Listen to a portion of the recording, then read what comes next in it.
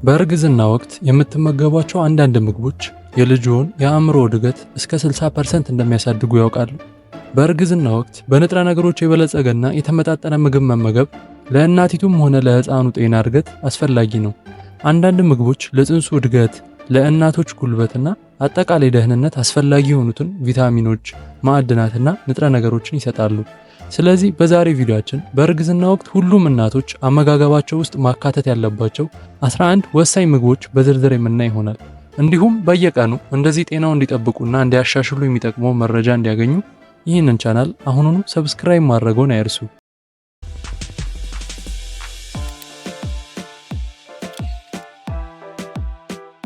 አንደኛ፣ አትክልቶች እንደ ስፒናች፣ ጎመን እና ስዊት ቻርጅ ያሉ ቅጠላ ቅጠሎች እንደ ፎሌት፣ ቫይታሚን ቢ9፣ ብረት፣ ፋይበር፣ ቫይታሚን ሲ እና ካልሲየም ያሉ ጠቃሚ ንጥረ ነገሮችን ይዘዋል። ይህም በማደግ ላይ ባለው ሕፃን ላይ የነርቭ ቱቦ ጉድለቶችን ለመከላከል ፎሌት አስፈላጊ ነው። እነዚህ አትክልቶች በፋይበር ይዘታቸው ምክንያት በእርግዝና ወቅት የተለመደ ችግር የሆነውን የሆድ ድርቀትን ለመከላከል ይረዳሉ። ስለዚህ ለቀላልና አልሚ ምግብ ለመብላት ቅጠላ ቅጠሎችን ወደ አትክልት ስሙዚ ውስጥ ወይም ቀቅለው በመጨመር ጥቅሙን ማግኘት ይችላሉ። ሁለተኛ፣ እንቁላል እጅግ በጣም ጥሩ ከፍተኛ ጥራት ያለው ፕሮቲን፣ የቫይታሚን ዲ እና ቢ12 ጨምሮ እንደ ኮሊን ያሉ ለአእምሮ እድገት ወሳኝ የሆኑ ንጥረ ነገሮች ምንጭ ነው። እንዲሁም የጽንሰ አንጎል እድገትን ይደግፋል። እናም በአንጎልና በአከርካሪ ላይ ያሉ ያልተለመዱ ነገሮችን ለመከላከል ይረዳል። በእንቁላሎች ውስጥ ያለው ፕሮቲን በእናቲቱና በሕፃኑ ውስጥ የህብረ ህዋሳትን እድገት ይደግፋል። በተጨማሪም አንድ እንቁላል በግምት 147 ሚሊግራም ኮሊንን ይይዛል። ይህም በእርግዝና ወቅት በቀን ከሚያስፈልጋችሁ 450 ሚሊግራም የኮሊን መጠን ጋር ተቀራራቢ ያደርገዋል። ስለዚህ የእንቁላልን ጥቅም ለማግኘት በመቀቀል፣ በመጥበስ ወይም ከአትክልት ጋር በመቀላቀል መጠቀም ይችላሉ። ሶስተኛ፣ አሳ እንደ ሳልሞን፣ ሰርዲን እና ማኬሬል ያሉ አሶች በኦሜጋ 3 ፋቲ አሲድ በተለይም ዲኤችኤን የያዙ ሲሆን ይህም ለሕፃኑ አእምሮና የአይን እድገት በጣም ወሳኝ ነው። በተጨማሪም ኦሜጋ 3ዎች አስቀድሞ የመውለድ አደጋን ይቀንሳሉ እናም የሕፃኑን የነርቭ ስርዓት እድገት ያበረታታሉ። ስለዚህ አሳን ከተቻለ በሳምንት 2-3 ጊዜ ይብሉ። ነገር ግን እንደ ሳልሞንና ትራውት ያሉ ዝቅተኛ የሜርኩሪ አማራጮች ያላቸውን ይምረጡ። አራተኛ፣ የወተት ተዋጽኦች እንደ ወተት፣ አይብና እርጎ ያሉ የወተት ተዋጽኦች ካልሲየም፣ ፕሮቲን፣ ቫይታሚን ዲ እና ፕሮባዮቲክስ የበለጸጉ ናቸው።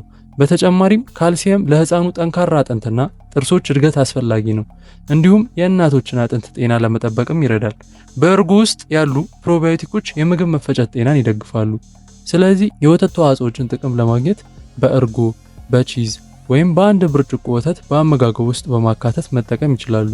አምስተኛ፣ ውሃ በእርግዝና ወቅት የደም መጠን በ45 በመቶ ገደማ ይጨምራል። እንዲሁም ሰውነታችሁ እርጥበትን ወደ ጽንሱ ያሰራጫል። ይህም በውሃ አወሳሰዳችሁ መጠን ላይ ይወሰናል። የውሃ አወሳሰድን መጨመር የሆድ ድርቀትን ለማስታገስና በእርግዝና ወቅት የተለመዱትን በሽንት ቱቦ ኢንፌክሽን የመያዝ ዕድልን ይቀንሳል። ቀላል የሰውነት ድርቀት ምልክቶች የሚባሉት ታዲያ ራስ ምታት፣ ጭንቀት፣ ድካም፣ መጥፎ ስሜትና የማስታወስ ችሎታ መቀነስ ናቸው። ስለዚህ እርጉዝ ሴቶች በየቀኑ ከ2.3 ሚሊ ሊትር ውሃ እንዲጠጡ ይመከራል። ነገር ግን እንደ ፍላጎታችሁ መጠን ይለያያል። በተጨማሪም ከሌሎች ምግቦችና መጠጦች ጋር ለምሳሌ ከፍራፍሬ እንዲሁም አትክልት ውሃን ማግኘት ትችላላችሁ። ስድስተኛ፣ ጥራጥሬዎች ምስር፣ ሽምብራ፣ ባቄላ፣ አተርና አኩሪ አተርን ጨምሮ ጥራጥሬዎች የፋይበር፣ የፕሮቲን፣ ብረትና የፎሌት ትልቅ የእጽዋት ምንጭ ናቸው። በተጨማሪም ብረት ቀይ የደም ሴሎችን ለማምረት ይረዳል እናም በእርግዝና ወቅት የተለመደ በሽታ የሆነውን የደም ማነስን ይከላከላል። ፎሌት ለጽንስ እድገት ይረዳል። እንዲሁም ፋይበር የምግብ መፈጨት ችግርን ይከላከላል። ስለዚህ የጥራጥሬዎችን ጥቅም ለማግኘት ወደ ሾርባዎች፣ ወጦችና ሰላጣዎች በመጨመር መጠቀም ይችላሉ። ሰባተኛ፣ ስኳር ድንች በቤታ ካሮቲን የበለጸገ ሲሆን ሰውነታችን ወደ ቫይታሚን ኤ ለውጠዋል። ይህም ለጽንሱ እድገትና በሽታ የመከላከል አቅም ወሳኝ ነው። እንዲሁም ስኳር ድንች በቂ የእጽዋት ተኮር የቤታ ካሮቲንና የፋይበር ምንጭ ነው። ፋይበር የደም ስኳር መጠንን ይቀንሳል እንዲሁም የምግብ መፈጨትን ጤና ያሻሽላል። ይህ በእርግዝና ጊዜ የሚከሰተውን የሆድ ድርቀት ለመከላከል ይረዳል። በተጨማሪም ቫይታሚን ኤ ለልጁ ልብ፣ ሳምባ እና ኩላሊት እድገት ወሳኝ ነው። ስለዚህ የስኳር ድንችን ጥቅም ለማግኘት በተለያየ የአጠቃቀም ዘዴ መጠቀም ይችላሉ። ስምንተኛ፣ ቤሪ እንደ እንጆሪ፣ ብሉቤሪ ያሉ የቤሪ ፍሬዎች በቫይታሚን ሲ፣ ፋይበር፣ አንቲኦክሲዳንት እና ውሃ የተሞሉ ናቸው። በተጨማሪም ቫይታሚን ሲ ብረትን ለመውሰድ ይረዳል እናም የሰውነት የበሽታ የመከላከል አቅምን ያጠናክራል። እንዲሁም አንቲኦክሲዳንቶች ሴሎችን ከጉዳት ይጠብቃሉ። የቤሪ ፍሬዎች እንዲሁ እርጥበትና ዝቅተኛ የካሎሪ ይዘት አላቸው። ስለዚህ የቤሪ ፍሬዎችን ጥቅም ለማግኘት በእህሎ እርጎ ላይ ይጨምሩ ወይም በቀን ውሎ ውስጥ እንደ መቆያ መጠቀም ይችላሉ። 9ኛ አቮካዶ። አቮካዶ በጤናማ ቅባት፣ ፎሌት፣ ቫይታሚን ኬ፣ ፋይበር፣ ፖታሲየም እና ቫይታሚን ኤ የበለጸገ ነው። በተጨማሪም በአቮካዶ ውስጥ ያሉት ጤናማ ቅባቶች የአእምሮ እድገትን ይደግፋሉ። ፖታሲየም በእርግዝና ወቅት የሚከሰት የእግር ቁርጠትን ለማስታገስ ይረዳል። ስለዚህ የአቮካዶ ወሳኝ ጥቅሞችን ለማግኘት አቮካዶን በሰላጣ ውስጥ በመጨመር እንዲሁም በጁስ መልክ ፈጭተው በመጠጣት መጠቀም ይችላሉ። 10ኛ ሙሉ እህል እንደ አጃ፣ ኩዊኖ፣ ቡናማ ሩዝ እና ሙሉ የስንዴ ዳቦ ያሉ ሙሉ እህሎችን ከፍተኛ የፋይበር፣ ብረት፣ ቫይታሚን ቢ እና ውስብስብ ካርቦሃይድሬትን መጠን በውስጣቸው ይዛሉ።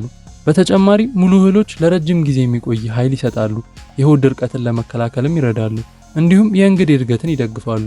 በጥራጥሬ እህሎች ውስጥ የሚገኙት ቢ ቪታሚኖች ለሜታቦሊዝም እና ለአእምሮ እድገት ጠቃሚ ናቸው። ስለዚህ የተጣራ እህልን ለመተካት ሙሉ የእህል ዳቦን፣ ጥራጥሬዎችንና ሩዝን ይጠቀሙ። ኩዊኖ ወይም ገብስ ለሰላጣዎች መሰረት ሆኖ ሊያገለግል ይችላል።